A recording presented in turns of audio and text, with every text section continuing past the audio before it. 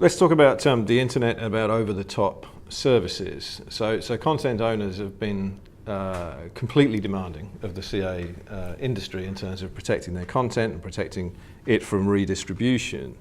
But now some of those same premium content owners want to go over the internet with over-the-top services with things like PIN authentication, TV everywhere coming in the States. I mean, are they presenting you with an impossible challenge to protect? Because I'm sure what they'll demand is equivalence of protection with those over-the-top services as they've had with closed-circuit pay TV services. I mean, for us, just again to go to that kind of first principle, we're not going to stop. That's not what we're in the business of doing. We're not going to stop any event. That's we don't do that. My peers around the table are a far better place to try and do that. So we're recording something. But certainly for us, it provides a whole raft of new challenges. And it's interesting you say that, because I think there is a growing sense that actually many people, particularly maybe in Los Angeles, but elsewhere too, I think you referenced the European, some European initiatives, that they will become bigger headaches, I think, for the content community. It will create greater holes, greater kind of weaknesses, and I think, as Noradine said, the strength of the chain is defined by the weakest link. And unfortunately, there are tons of weak links in the scenario you've just defined, which is not so much of an issue for us because we can record the transaction. But for those that are charged with, trying to plug those gaps, I think that's really tough. Does it become? I mean, Noradine, you will be somebody that will be asked to protect it. Is there a sort of shift more to kind of Andy's area, if we call that kind of the DRM area?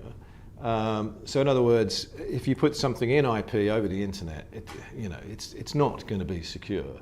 Is it then more about systems that can tell when there's been a break, tell quickly, close it down quickly, and also follow where the material went that might have been taken, as opposed to a pure access system?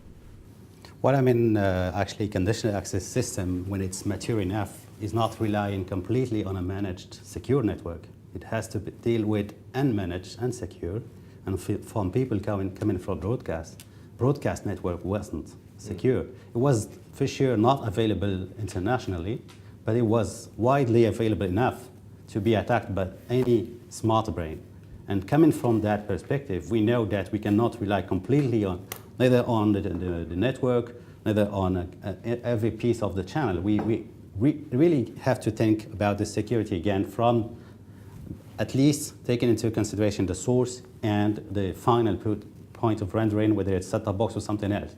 Now, if the distribution network is becoming open, clearly that's the OTT are challenging some of our customers today because they are business model-wise, and we need both to help them maybe leverage OTT services and as add-on maybe to their offering, as well as we are looking to work with the content owners willing to offer their solution over OTT, over the top. And one of the key elements there would be how sure are we about the identity authentication of the device that is playing out the content. And authentication is one of the keystone elements of a security system from the very beginning, because CA system principle is making sure it's a genuine device that is accessing the content, and that will not change. I mean, if it's a set-top box today, if it's connected TV tomorrow, it has to be somewhere an element of security that make it sure or give ways of authentication the user, and therefore only at that point authorize decryption of content, and beyond maybe transmitted into other devices under control. Is it a situation that can be controlled, or is it something that's almost bound to go out of control? No, it's possible to control a lot, and when it comes to watermarking techniques or fingerprinting, then that's to me it's a complementary technology to collision access, because what we are dealing with in collision access is to have a security device out with the consumer.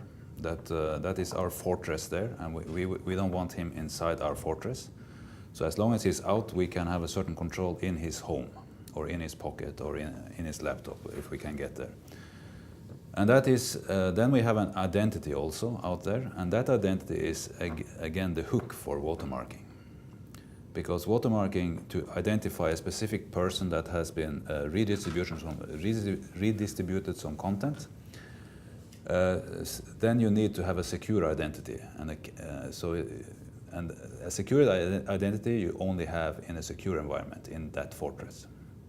So you still have to have a fortress out with the consumer to do this properly. But that fortress can exist in things like USB sticks, in software downloads for mobile, secure enough.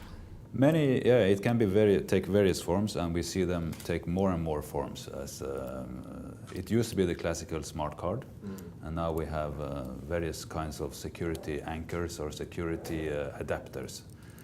You have now Microsoft and Intel working on this protected broadcast driver architecture that is then a security element down inside the PC on the graphics card. So we can actually communicate to the graphics card from a smart card or from a micro SD card, as we have. So it's that, and that's a very important. In my view, this is then the most challenging thing now, is to have these security adapters in the various devices, because we need to have a security vault that we can, where we actually eventually get, or where the content and the content keys get eventually, and before they are put on screen. And that's, Albert, that's a form, whatever the form factor, that's something that needs to be embedded in every piece of equipment that could take the premium content, or will be allowed to take the premium content. Yes, for sure. And even more, it must be embedded in everybody's mind. I mean, that's also education. I think that you get two types of piracy. You get the piracy of the pirates, I mean the hackers, and that's something there is no education, you really have to prevent it. That's what all of us, one way or another, we try to prevent or to help preventing. And the second type is the pirates, who really don't know that they are pirates. I mean, peer-to-peer has developed a real economy of people just downloading a lot of information and not understanding that this is piracy. And that's the other part of the game. One part is what we're doing here, trying our best to prevent the good quality content to be given just free, because otherwise, if it's free for all, nobody will be able to finance it. So that's going to be like from leaks to floods. Then the other thing is education, and there is a Simpsons that was released only on piracy and all the troubles of this. Just that's something that also needs a lot of education, so that people understand that it's stealing. To some extent, is that where Civolution comes in? That if people know that the content contains something that will always, and they can't get rid of, that will say where it came from legitimately, and therefore if it's somewhere that's illegitimate, one will know. Yeah, I mean, I think there are different scenarios where, as I said, I mean, I think if you look at, excuse me, the world of watermarking historically, and you have to remember Civolution is actually the coming together of 2 or 3 companies. So it's the Dutch, so it's Philips watermarking. We recently acquired the Thomson watermarking unit and a broadcast monitoring thing called Teletrack. So it's the kind of R&D powerhouse, if you will, specifically looking at watermarking, but also fingerprinting. And I think it was all very much based on kind of anti-piracy. And I think, anti-piracy is plainly the kind of locus of this debate today. But actually what we're trying also to do is enable commerce. So, you talk about, for example, websites. Dailymotion got another 25 million, I hear this morning. Well done them.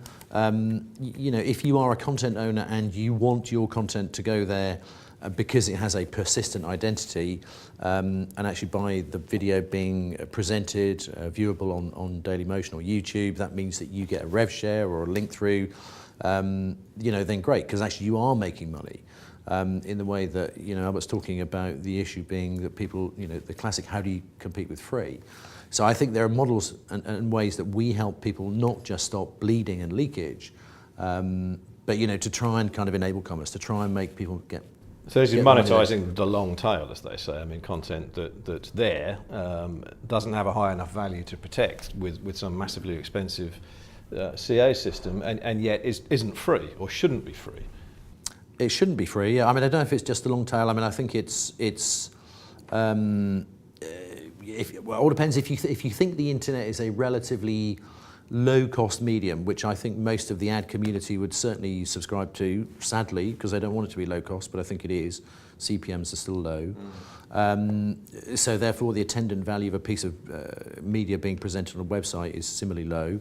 But I think the view is that over time, we talked about the connected home a bit, you will get to the point where, there are many and varied ways that you can consume content. And then, we can play a role in that, and we do already play a role in that in certain kind of particular kind of B2B and B2C environments. So. In terms of traceability, in terms of its security aspects, it makes no difference to you what CA system's being used. There are no compatibility issues. Watermarking just... No, conceptually, no. I mean, we've done certain integrations with certain, chipset people. And that's an iterative and ongoing thing. So no, there are no fundamental issues. I mean, I think as Ola said, it's, we I think around this table come with a number of perspectives, all of which I think are complementary, I would hope. Because I think what's happened historically is everybody looked for the golden bullet that said, well, you'll have the most secure CA system, it will be fine. DRM, it will be perfect. Watermarking, it will be perfect. And I think it's actually, unfortunately, a bit more grey than that. So you have to deploy different technologies in different environments. You have to overlay different technologies, all of which is rather complex and, unfortunate. But I think it's, what we must always remember is why are we doing this? And certainly from our perspective, it's enabling largely the content community and those that make money from content to find the best ways to monetize the content, whether it be working with a DRM play or the conditional access community. It's basically what's best for those that we serve, I think.